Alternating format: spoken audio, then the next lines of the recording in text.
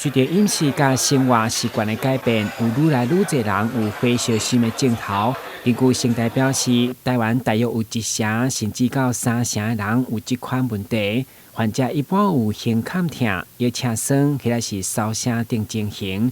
透过食药4个月就改善。不过一旦食药拢未好的时，就需要进一步评估用类似加治疗。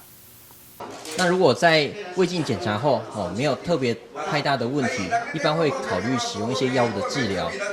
那如果药物治疗持续2个月以上，出现了效果不好的现象，有可能还需要进一步进行更进一步的检测，包括了24小时胃酸的监测，甚至所谓的食道的一些机能的检测。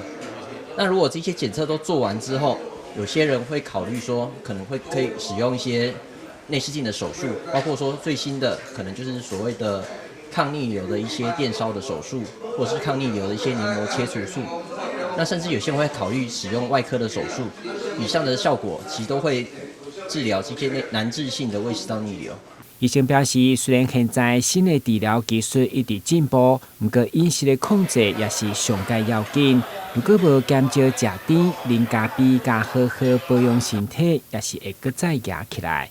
台湾新闻阮子采访报道。